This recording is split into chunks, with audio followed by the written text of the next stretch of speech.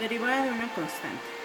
Como te habrás podido dar cuenta, en el libro manejan varios ejemplos de constantes, pero lo primero que tenemos que conocer es que existen constantes absolutas. ¿Cuáles son las constantes absolutas? Aquellas que, sin importar el problema donde se presenten, su valor sigue siendo el mismo. Por ejemplo, como área es igual a pi por radio al cuadrado. Pi es una constante absoluta porque, sin importar dónde se presente, su valor siempre es 3.1416 y así hasta el infinito. También podemos ver otra constante absoluta con el valor de la gravedad, que es 9.81 metros sobre segundo cuadrado, o que también puede ser 32 pies por segundo cuadrado. Sigue siendo el mismo valor, simplemente que este es en el sistema MKS y este es en el sistema inglés. Las constantes paramétricas son aquellas que mantienen su valor en un solo problema y de un problema a otro cambian. Por ejemplo, como y es igual a mx más b.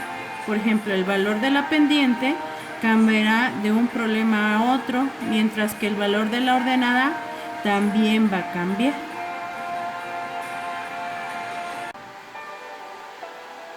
Ahora que ya tenemos más o menos claro el concepto de una constante, vamos a hacer algunos ejemplos con la fórmula número 1 del formulario que les voy a compartir, que dice: la derivada de una constante con respecto a x va a ser igual a 0. ¿Qué quiere decir esto?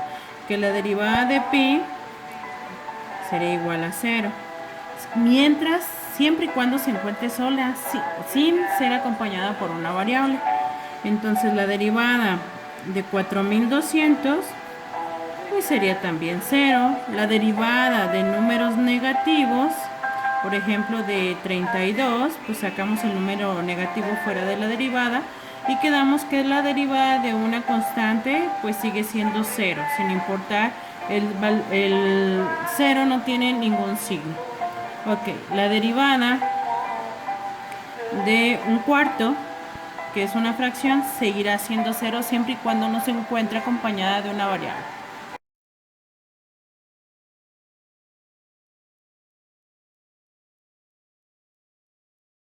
Ahora vamos a ver la derivada de una variable a la primera potencia. Una variable, por lo general, son las últimas letras del abecedario o letras griegas. Esto quiere decir que nosotros, por ejemplo, podemos derivar la variable más común que conocemos, que es la espantosa x, con respecto a x, y esto sería 1 siempre y cuando no se encuentre acompañada de una constante. Entonces aquí tendríamos, por ejemplo, la derivada de z, que su diferencial también tiene que ser z, va a ser igual a 1.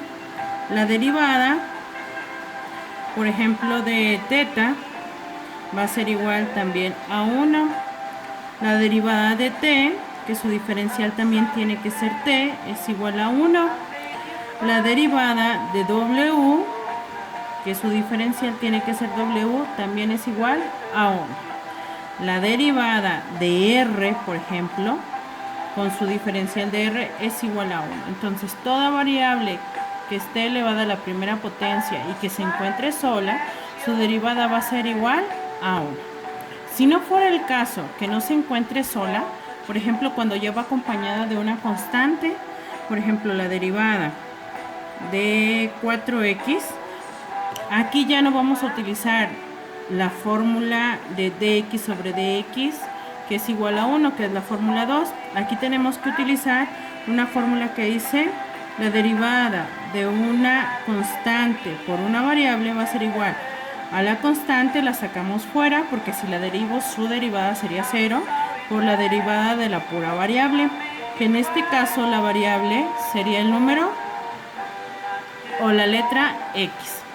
Al derivarla, ¿qué es lo primero que voy a hacer? Voy a sacar fuera del diferencial el 4. Le sacamos el 4 fuera e indicamos que solamente voy a derivar la variable x. Quedamos anteriormente que la derivada de una variable a la primera potencia es 1. Entonces tendríamos 4 por 1 sería igual a 4.